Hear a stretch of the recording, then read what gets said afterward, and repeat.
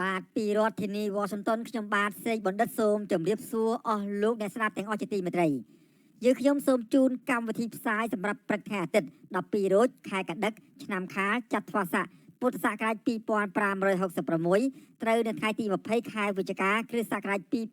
2022បាទជាដំបូងនេះសូមអញ្ជើញអស់លោកអ្នកនាងស្ដាប់ព័ត៌មានប្រចាំថ្ងៃដែលមានមេត្តាដូចតទៅកូនរបស់សកម្មជនបកប្រឆាំងភៀសខ្លួននៅថៃបាត់បង់ឱកាសរៀនសូត្រ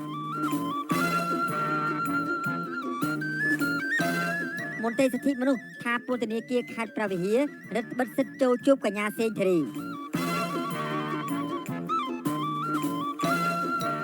មន្ត្រីក្រសួងការពារជាតិសហរដ្ឋអាមេរិកនឹងធ្វើទស្សនកិច្ចនៅកម្ពុជា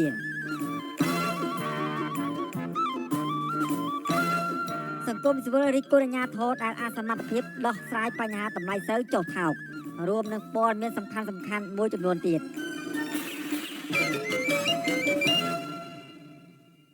ជាបន្តទៅទៀតនេះខ្ញុំបាទសេកបណ្ឌិតសូមជូនព័ត៌មានពិស្ដាបាទលោកនាងកញ្ញាជាទីមេត្រីកូនរបស់អ្នកនយោបាយគណៈបកសង្គ្រោះជាតិដែលរស់នៅភៀសខ្លួននៅក្នុងទឹកដីថៃ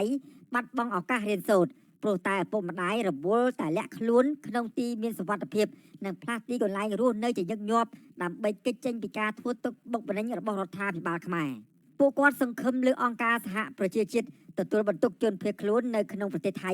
និងបញ្ជូនពួកគាត់ទៅប្រទេសទី3ដើម្បីឲ្យកូនរបស់ពួកគាត់មានឱកាសរៀនសូត្របានត្រឹមត្រូវ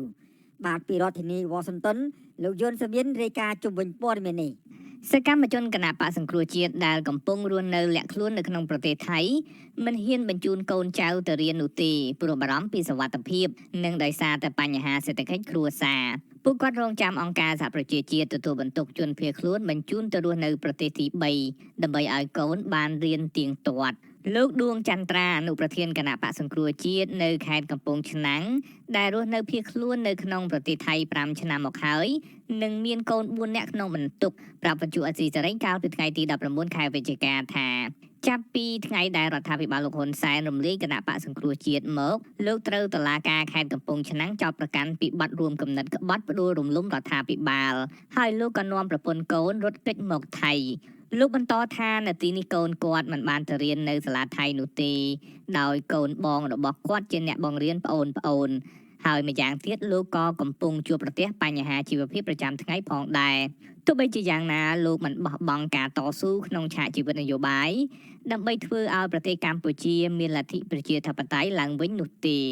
ទាំងយើងនៅតែស៊ូទ្រាំបន្តដើម្បីជាមេរៀនមួយសម្រាប់កូនចៅយើងជំនាន់ក្រោយឲ្យគាត់មើលឃើញហើយបើតែយើងមកដល់ពេលនេះទោះបីធ្វើកើតឬមិនកើតយ៉ាងណាក៏ដោយយើងជាអ្នកនាំផ្លូវក្មេងជំនាន់ក្រោយឲ្យមានការតស៊ូដូចយើងដើម្បីឈានទៅរកប្រជាធិបតេយ្យពិតប្រាកដនៅកម្ពុជាបើយើងនាំគ្នាបោះចោលមានបញ្ហាជួបការលំបាកហើយយើងបោះចោលធ្វើឲ្យក្មេងជំនាន់ក្រោយធ្វើតាមដូចយើងទៅធ្វើឲ្យការតស៊ូដើម្បីលទ្ធិប្រជាធិបតេយ្យត្រូវបរាជ័យរហូតបាទលោកដួងចន្ទ្រាត្រូវតុលាការខេត្តកំពង់ឆ្នាំងចោទប្រកាន់ពីបទរួមគំនិតក្បត់តាមមាត្រា453នៃក្រមព្រហ្មទណ្ឌរបស់កម្ពុជាពាក់ព័ន្ធទៅនឹងករណីផ្ដួលរំលំរដ្ឋាភិបាលលោកហ៊ុនសែនលោកបដិសេធការចោទប្រកាន់នេះស្រដៀងគ្នានេះដែរសកម្មជនគណៈបកប្រឆាំងម្នាក់ទៀតដែលរស់នៅភៀសខ្លួននៅក្នុងប្រទេសថៃបានកន្លះឆ្នាំដែលមានកូន5នាក់ក្នុងបន្ទុកលោកជាជីវប្រាប់ថាលោកចង់ឲ្យកូនទៅរៀនដែរតែពួកគាត់មិនព្រមទៅព្រោះពិបាកក្នុងការទំនាក់ទំនងជាមួយគ្រូជនជាតិថៃហើយគ្រួសារលោកតែងផ្លាស់ប្ដូរកន្លែងរស់នៅទើបធ្វើឲ្យកូនលោកមិនចង់ទៅសាលាលោកព្រួយបារម្ភថាកូនលោករៀនមិនទាន់គេព្រោះពួកគាត់ឈប់រៀនយូរពេកខ្ញុំពិតជាបារម្ភ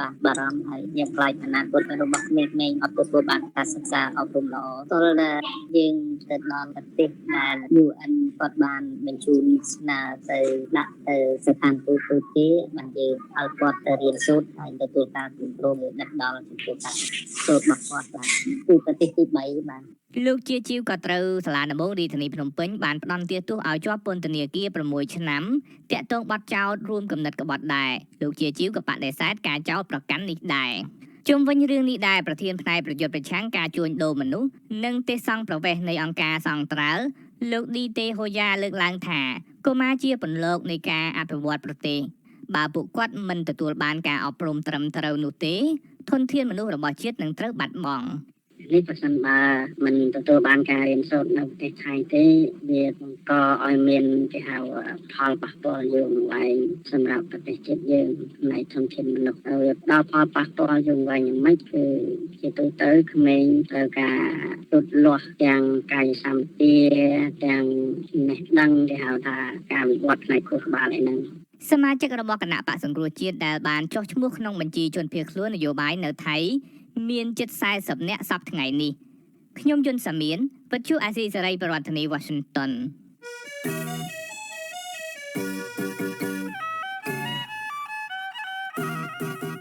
បាទលោកអ្នកនាងកញ្ញាជាទីមេត្រីដំណើរគ្នានឹងស្ដាប់ការផ្សាយរបស់វិទ្យុអាស៊ីសេរីតាមបណ្ដាញសង្គម Facebook និង YouTube លោកអ្នកនាងក៏អាចស្ដាប់កម្មវិធីផ្សាយរបស់វិទ្យុអាស៊ីសេរីតាមរយៈរលកធាតុអាកាសខ្លីឬ Shortwave តាមកម្រិតនិងកម្ពស់ដូចតទៅនេះពេលព្រឹកចាប់ពីម៉ោង 5 កន្លះដល់ម៉ោង 6 កន្លះតាមរយៈរលកធាតុអាកាសខ្លី 9390 kHz ស្មើនឹងកម្ពស់ 32 ម៉ែត្រនិង11850 kHz ស្មើនឹងកម្ពស់ 25 ម៉ែត្រពេលយប់ចាប់ពីម៉ោង 7 កន្លះដល់ម៉ោង 8 កន្លះតាមរយៈរលកធាតុអាកាសខ្លី 9390 kHz ស្មើនឹងកម្ពស់ 32 ម៉ែត្រ15155 kHz ស្មើនឹងកម្ពស់ 20 ម៉ែត្រនិង11885 kHz ស្មើនឹងកម្ពស់ 20 ម៉ែត្របាទសូមអរគុណ